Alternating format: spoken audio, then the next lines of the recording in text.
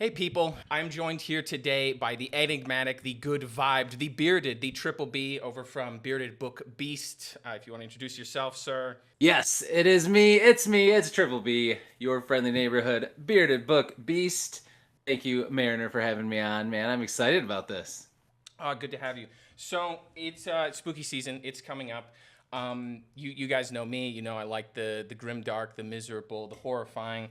I was thinking that we could do a five recommendation. I didn't know who to bounce it off against, so I decided to pick someone who's got more comfortable vibes, more good vibes, who obsessively reads fantasy unlike anyone else I know on this platform. So what we're going to be doing is we're going to be doing a five versus five. Triple B is going to be recommending five fantasy books for people who like horror, grim, dark, misery, and I'm going to be recommending five horror books for some people on his channel or people here who like fantasy. And yeah, that's how we're gonna do it. That's it. That's all I got.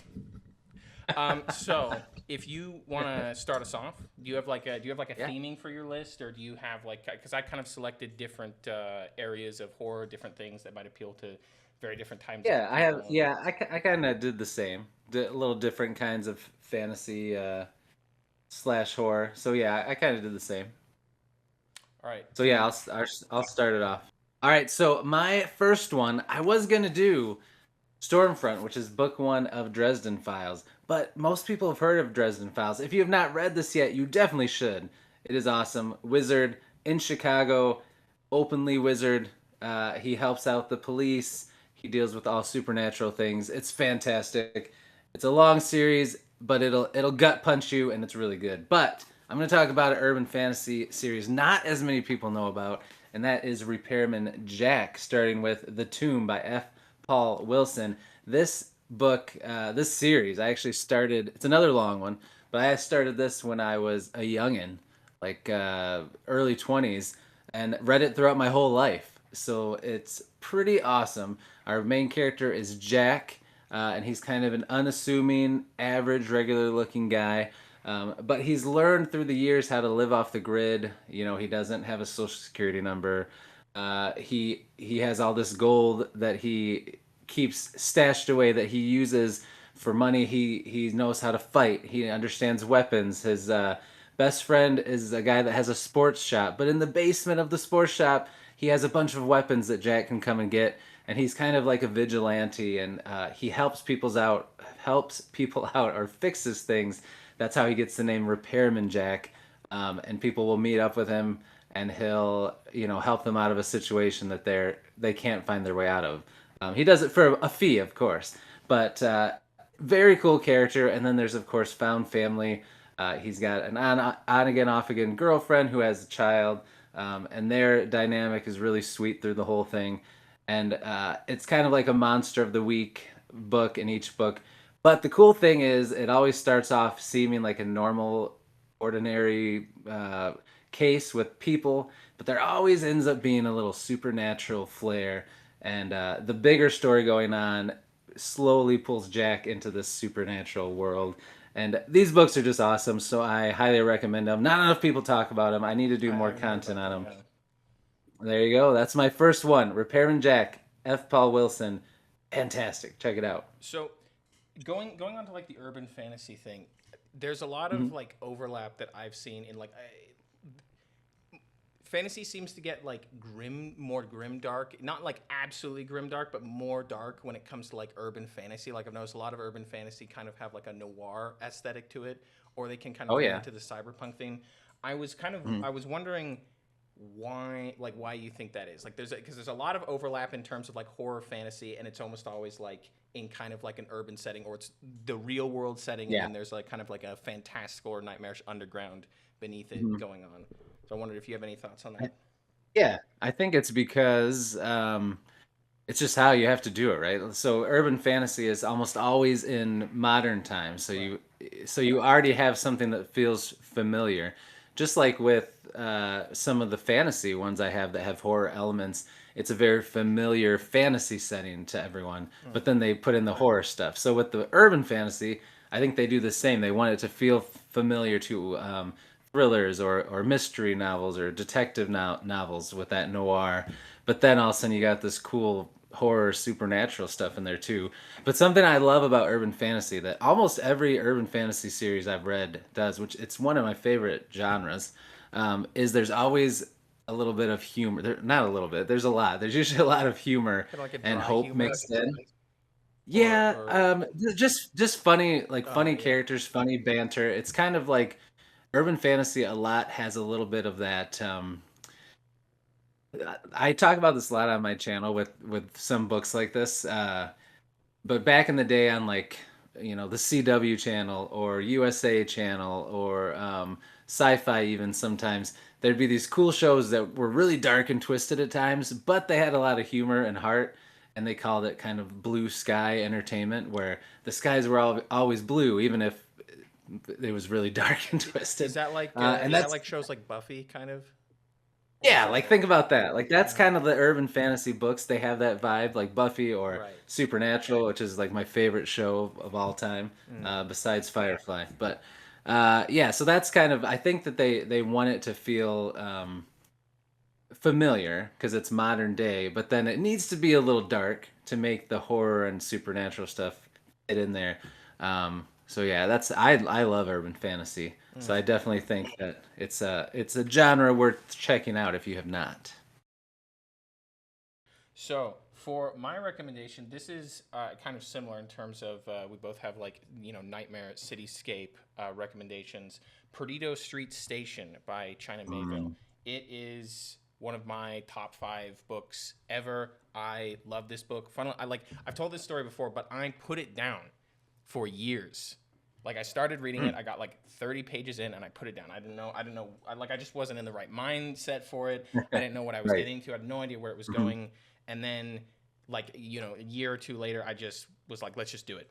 And I have fallen in love with this book. It is one of the best. It's like it's a fantasy, yes, but it's kind of like weird fiction. It has a lot of horror elements, a lot of just truly kind of grotesque nightmare situations and whatnot. So you have a political system which is so Perdido Street Station takes place in one city, right? The entire book is one city. It's a industrial, like kind of like weird fiction skyline that's been implanted into like the corpse of some long dead god, right? So you have all of these like steampunk spires and like malls and districts that are all growing out of like rib cages and organs and whatnot. And it's the whole thing is like festering with decay and then kind of like new art movements.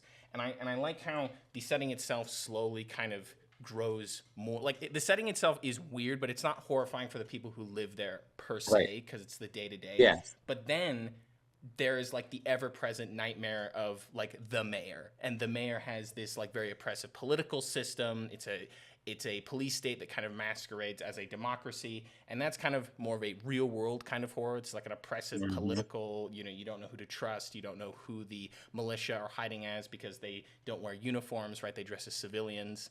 But then a really true, like, I love monster stories. I love like Alien, I love Predator, I love all those type of things. And I think it's really interesting that you have this high fantasy setting where you have all these different types of species and fantastical creatures. You have, the cacti, you have like the frogmen, you have people who are more Oh yeah. insects, the Kepri. But then an actual monster arrives in the city and it just begins to eat its way through the entire thing, and it turns into this massive kind of death game style hunt of like whether the monster will basically end the city, whether the government will be able to recapture it and reestablish their program, whether revolutionaries will be able to use it to move up in the world.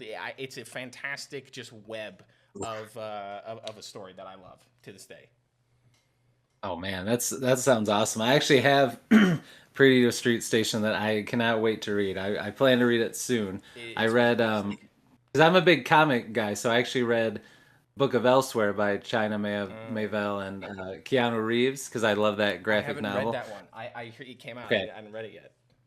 Yeah, yeah. It's it's interesting. It's hard for me to recommend it and say it's good, but if you read the graphic novel and if you like China Miéville's writing, I think you'll like it. I thought it was really cool, but some people liked it, some people didn't. But It's I'm like, excited to check yeah. out Perdido Street Station for it sure. That's what I have found is like China Miéville is like a very polarizing writer. Like few people Hmm. have like, Yeah, oh, I feel nothing. Like it's fine. It's like it's either like this is my favorite thing or it's like I yeah, I have a visceral Right. like hate of this. And I think a lot of people felt that way about Prettier Street Station because no spoilers. Its ending hurts a little bit, more than a little bit. Mm, okay.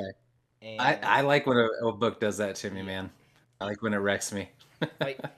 like there I don't know there are a few books that I finished that have like kind of viscerally upset me, and it just so happens that Mhm. like each of the three books in the Bass Lag trilogy do that Oh in man, their own okay. way. But Yeah. that's what I got. So what's your second recommendation? All right. So second one. So everybody loves zombies, right? Especially this time of year. You got movies, you've got Night of the Living Dead, you've got the Walking Dead, graphic novels, you've got books, World War Z, all these things, The Troop, all these different zombie-ish things, and everybody likes superheroes. So you put them together, and you have this sweet fantasy series called X Heroes by Peter Clines. I mean, look at that cover. That's pretty That sick. is a big book. So this series is a lot of fun. Zombie apocalypse happens, and you have like this, alternate version of the Avengers or the Justice League, like very creative, different. This isn't based in DC or Marvel, which is always fun when they're made up new characters, and you've got this group of superheroes who has kind of stationed themselves in like Hollywood in a movie studio because it has these big gates that they can keep shut to keep zombies out. And they've got all these survivors they keep saving and bringing there and trying to like, build a new life until they can figure out what to do with all these zombies. So the first book has some flashbacks for the characters to like their lives as superheroes and what happened at when the zombie outbreak happened.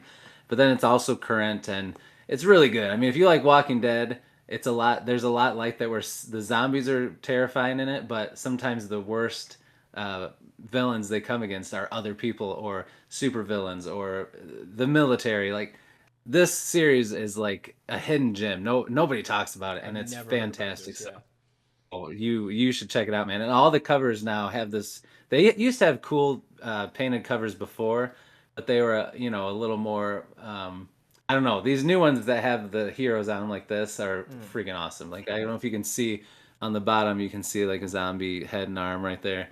And they do. It's handled well too, because you would think like, okay, these superheroes are super powered. You're gonna Why don't walk they through just like go? 1,000 zombies. Yeah, Yeah. yeah, yeah.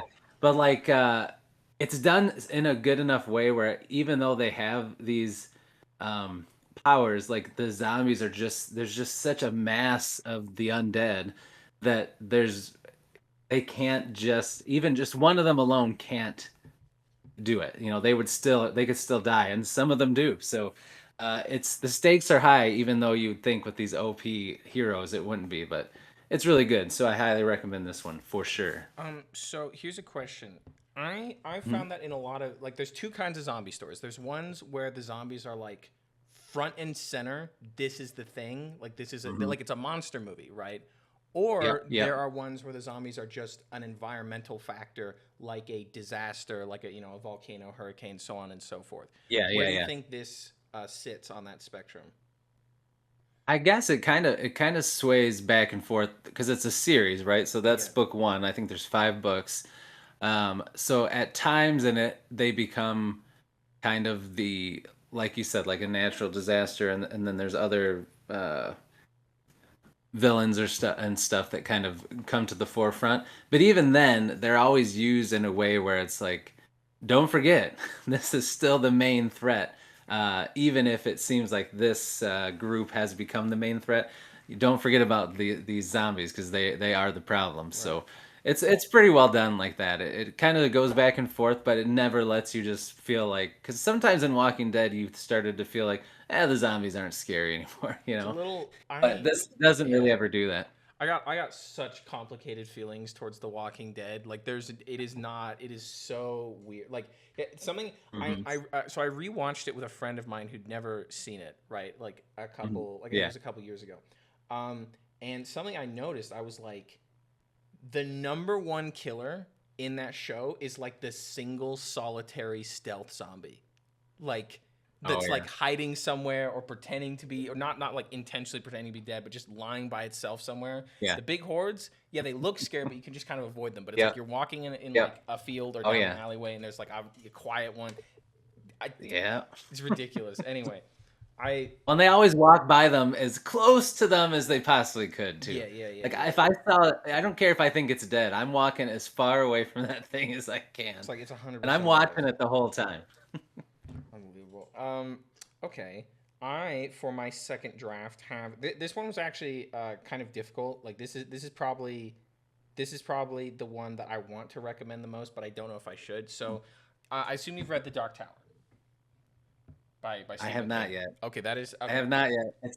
It's one of my like for shame fantasy things that I Right. plan to rectify in the next year. So Stephen King he wrote The Dark Tower, right? 7 books. Mhm. But Yeah. then what he did was years later he returned to it with a novella.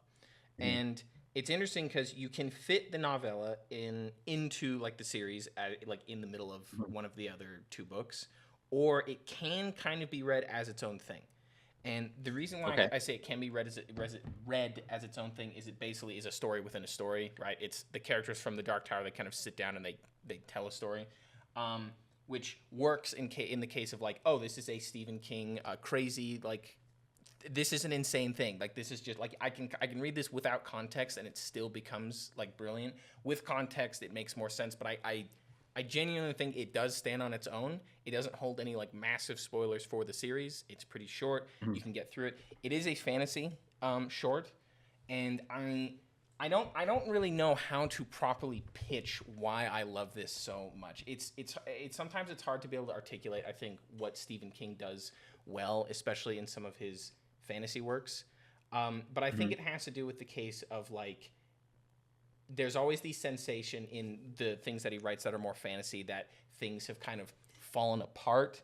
Like you have gunslingers, you have people from different times, different places. They're sitting around, and they basically tell a story of like, so, one of the stories is basically about kind of a tax man, and the other is about a skin changer, and it's I don't know, That's cool. there's something about it that works in the case of it's people trying to hold on to a mundane life when things are just crumbling, they're coming apart, like infection is spreading, evil is covering the lands. That's kind of why the Dark Tower I think is still like loved so much. Is it's like by the time like when you're reading the Dark Tower, it's a case of like the world has kind of already ended. Like there's not a super big hope of let's make things better, let's save the world. It's a hope of we have to somehow maybe stop things from getting worse because they're always falling apart at the same time.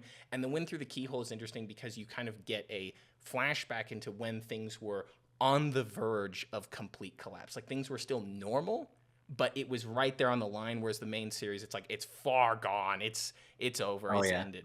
And that's why I really love like the Wind Through the Keyhole so much, is because it kind of has a hint of hope still, and that's kind of what I find horrifying about it. It's like it's technically a fantasy, but there's that kind of melancholic despair that it holds. That's why I love it so much.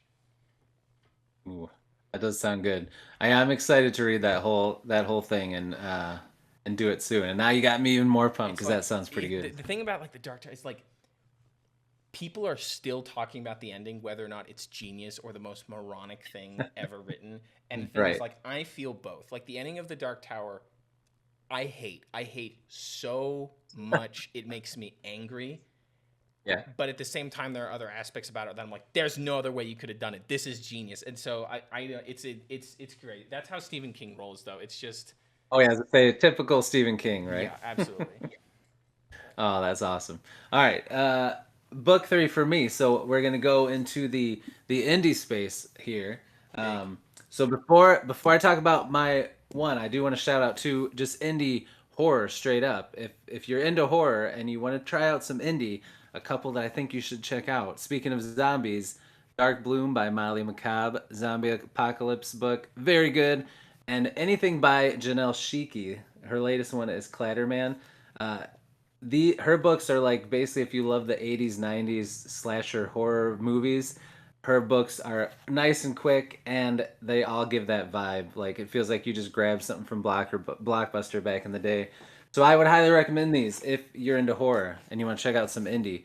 The book I'm going to talk about now for fantasy lovers is Discovery by J.A.J. Minton, who also happen to be booktubers. They have the channel Talking Story, John, Jacob, and Amy Minton. But this book is awesome. Lovecraftian horror. Basically, it starts off at the beginning of an apocalypse where things are starting to happen. There's this kind of failed talk show host, movie star guy who's very obnoxious but a very entertaining character. And he kind of takes over this expedition on the ship to go out to try to find the sunken ship so he can make himself famous again. But what they find instead is a giant, basically, monster underneath the ocean surface. Like they go down and this thing's head is just massive and it's asleep. And they catch it on camera, share it with the world, and it kicks off from there because everybody, of course, think about if we saw that on the news, this giant sleeping monster, uh, like Galactus, but as an underwater Cthulhu monster kind of thing, everybody starts freaking out as would be expected, and then it hops around a little bit through time and a little bit from different characters, and every time it tells a character's story during all these events, it tells them in different ways. Sometimes it tells it through different narratives. Like it'll use journal entries, it'll use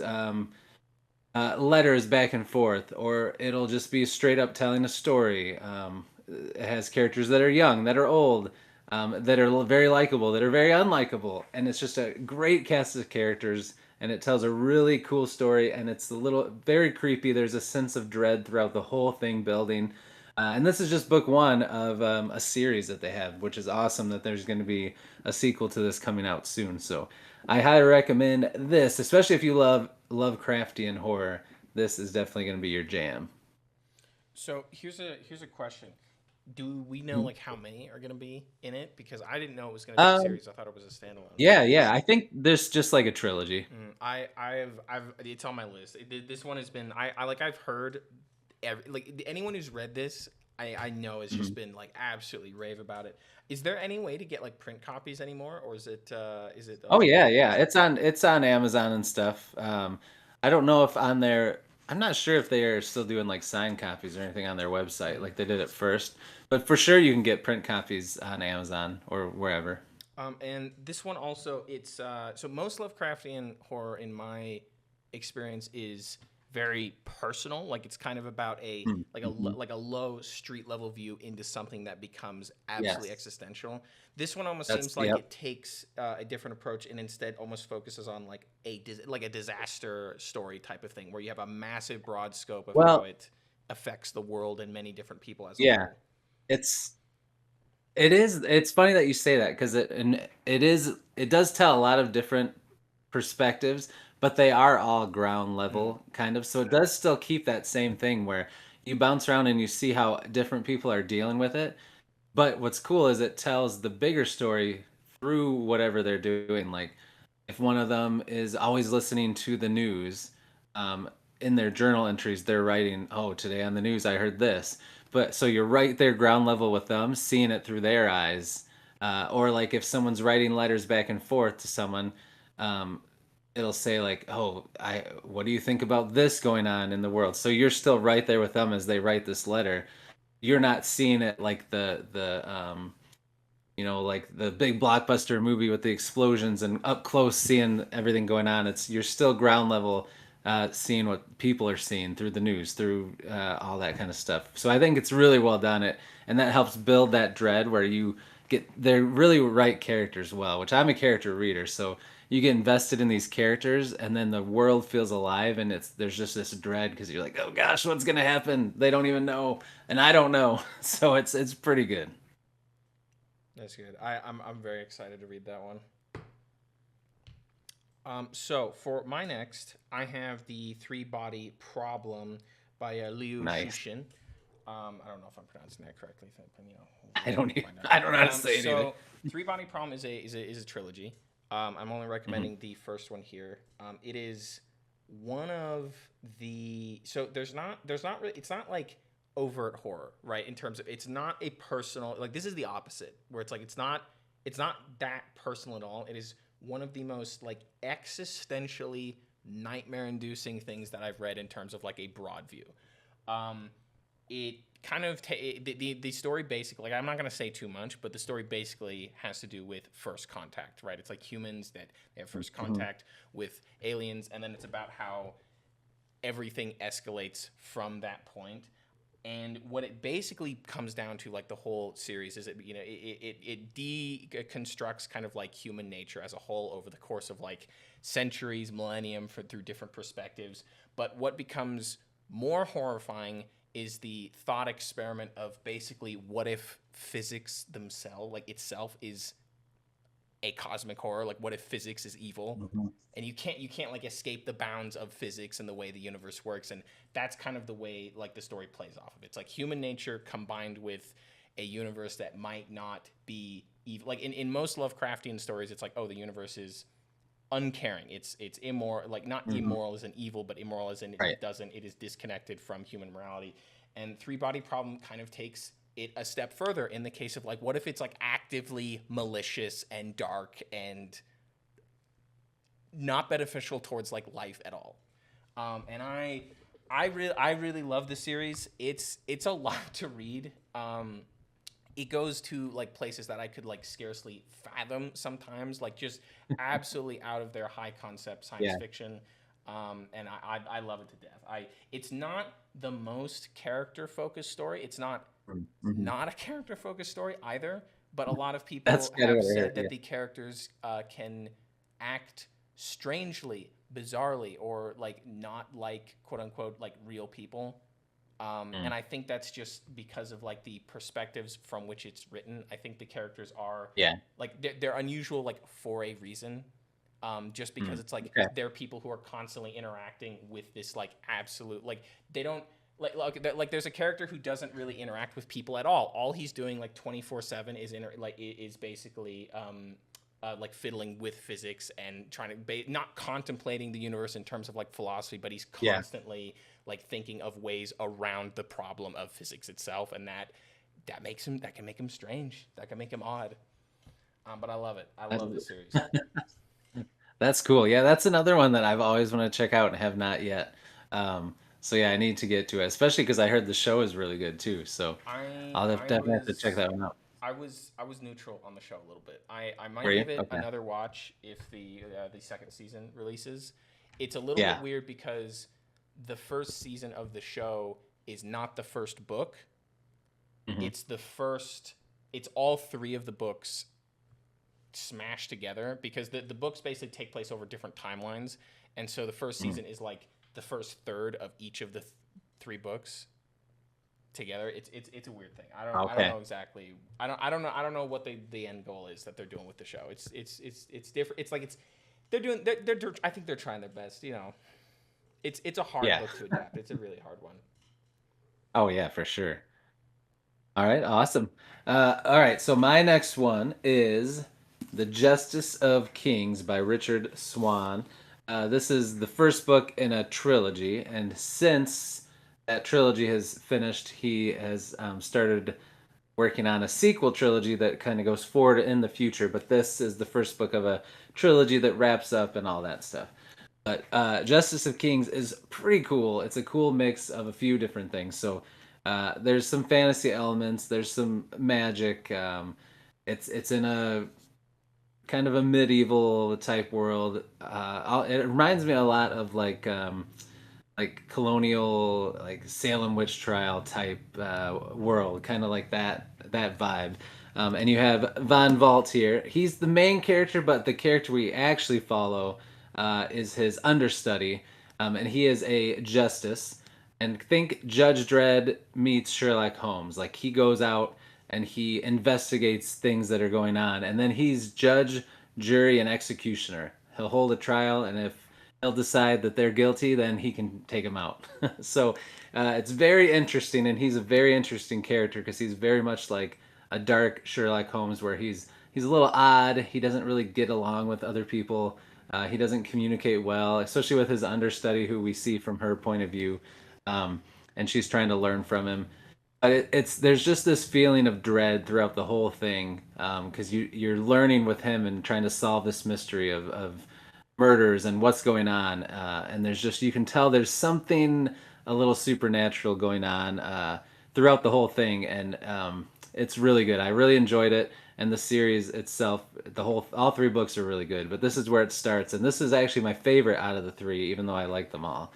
But yeah, if you like Sherlock Holmes, you like mystery thriller, plus you like horror, and then a little fantasy sprinkled in, where fantasy's not the main focus. I think this would be great for horror fans to get kind of into fantasy a little bit.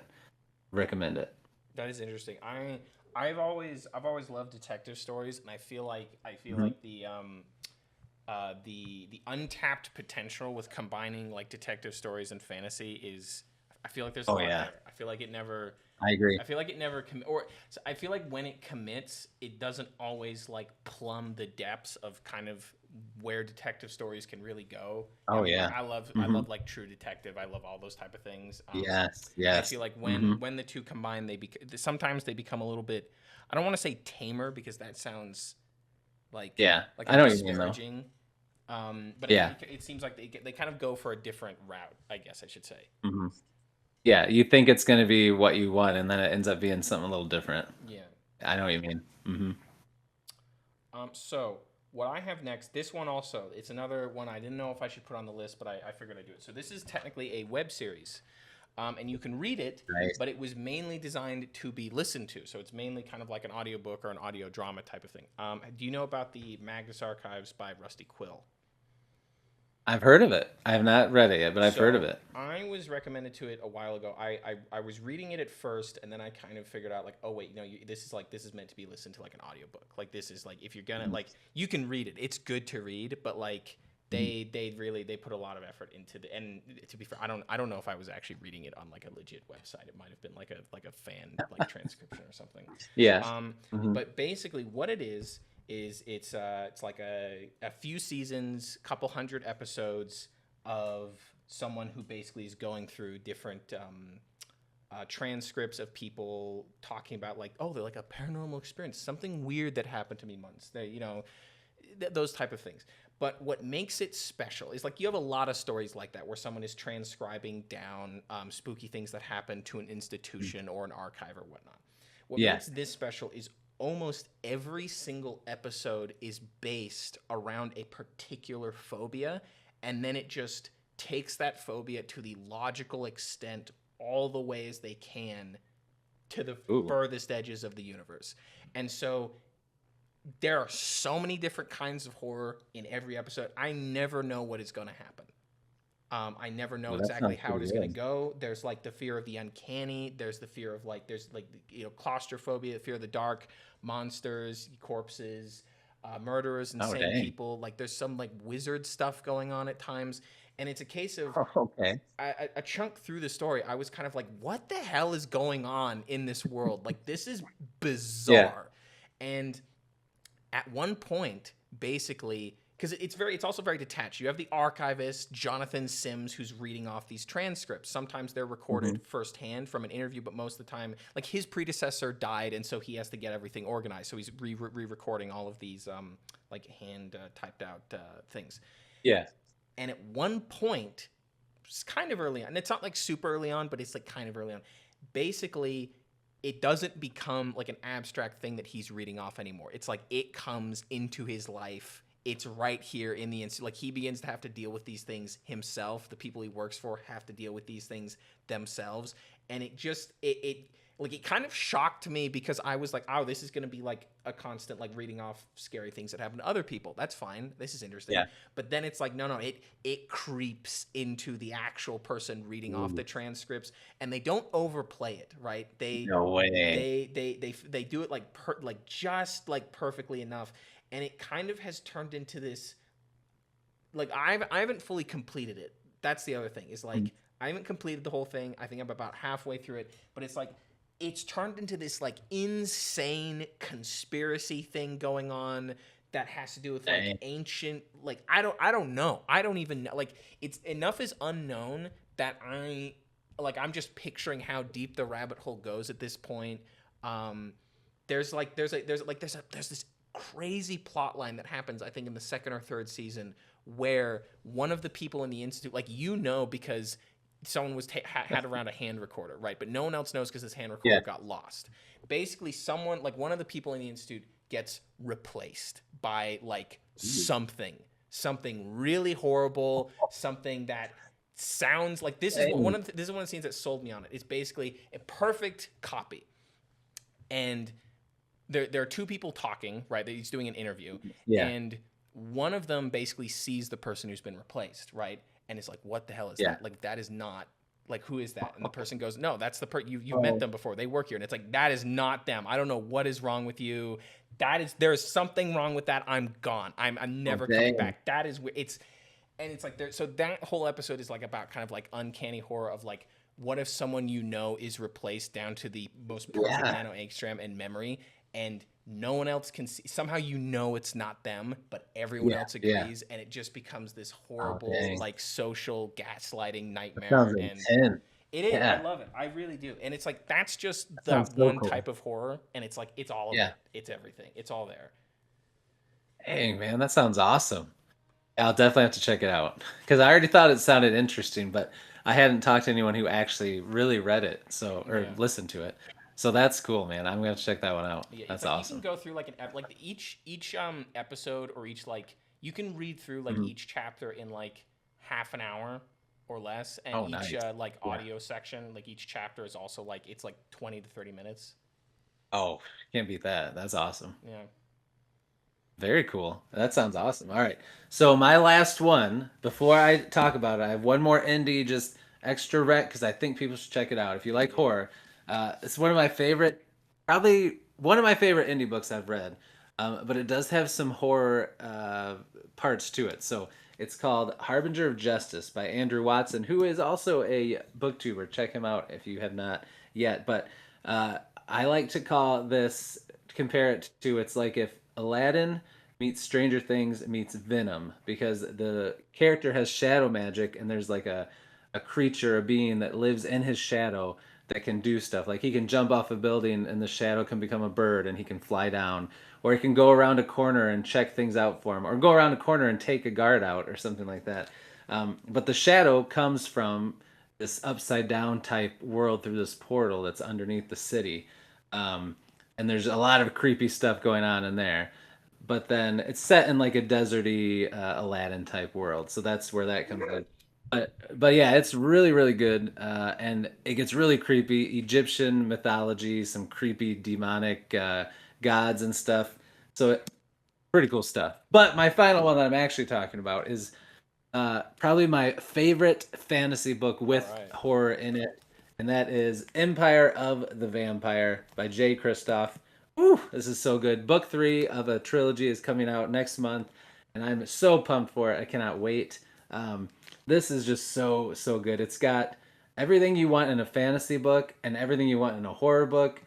So good. Our main character is Gabriel de Leon, and he is the last of the Silver Saints, which are vampire hunters. There was an apocalypse basically in this fantasy world. It's very much a world like Game of Thrones, medieval type world, fantasy world, but vampires took over. It's like forever night. They can walk amongst the world wherever they want to go. So of course they took over. Humans are kind of in hiding and hiding out in fear for their life. And the main character is a vampire hunter, and his story is kind of told through flashbacks. And the current story, there's a little bit of like the wolf and cub, father and daughter dynamic, because he has a child that he's trying to help, and it's just really good. The vampires are terrifying too. Like, I think a lot in horror, vampire stuff kind of became a little bit sexualized and more like of the romance stuff where they're more attractive and stuff. And this, they can be that way, but they're also incredibly terrifying. Right, I was gonna ask, like, what type of vampire does this like kind of lean on? Is this like the corpse feeder, or is this more the like seductress type of thing?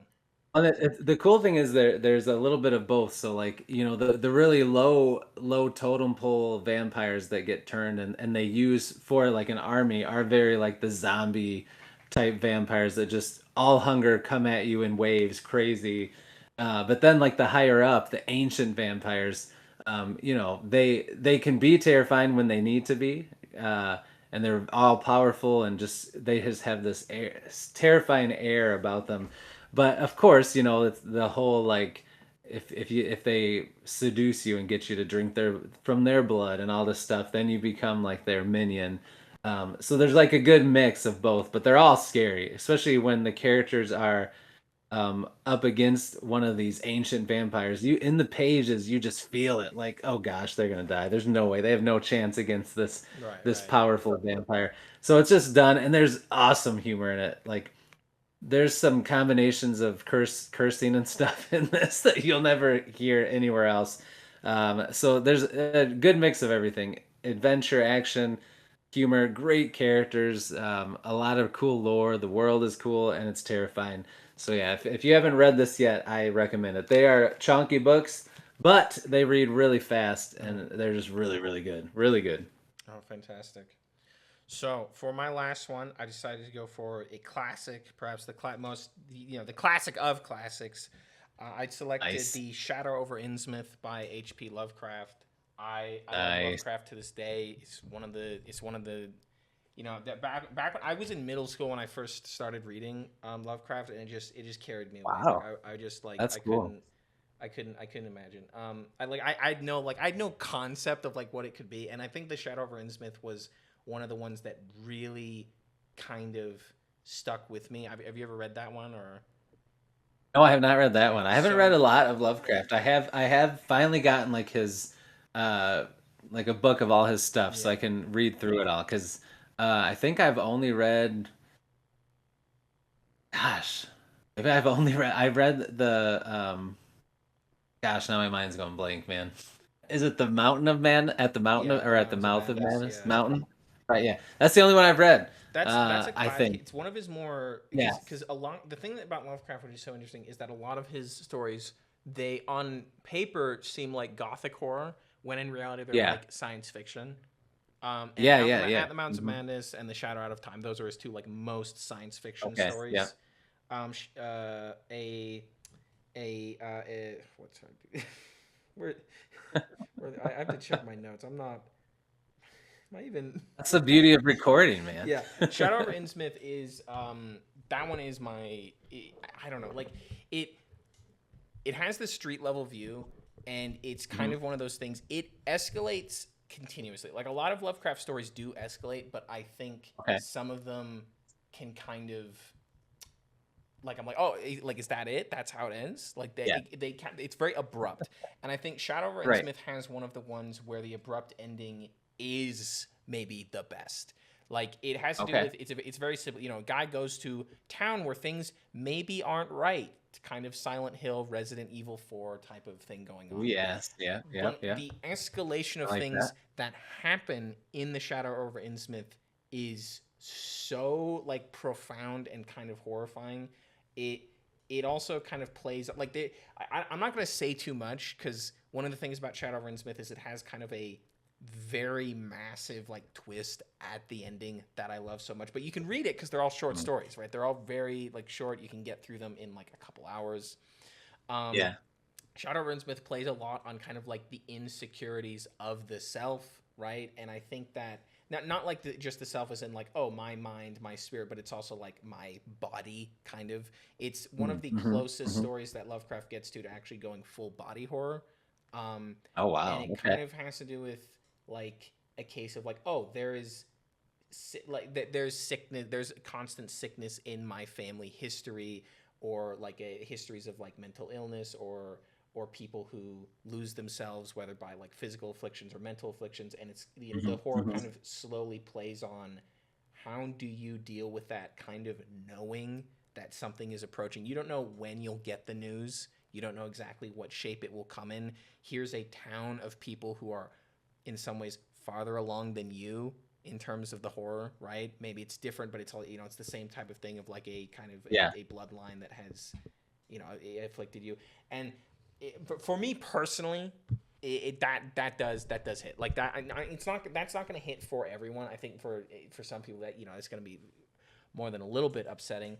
But I don't know. For me, I find weird comfort in the horror of it, like in like something that is written down, and it's a case of like, okay, that's like it's articulated, it's written down, it's named.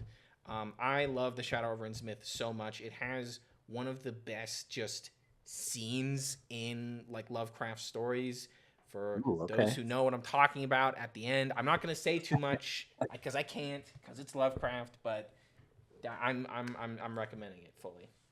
Ooh, all right, you sold me. That's the next Lovecraft I'm checking out then. Absolutely. So if that is that, then I will bid everyone adieu. Hit the like, hit the subscribe. Check out the Bearded Book Beasts channel if you love books. It's there. It's fantastic. It's just lists and lists, tons of interviews with people in the community. He has a news section also. It's great. Thank you everyone for watching, and we will see you when we see you. Take care. Take care.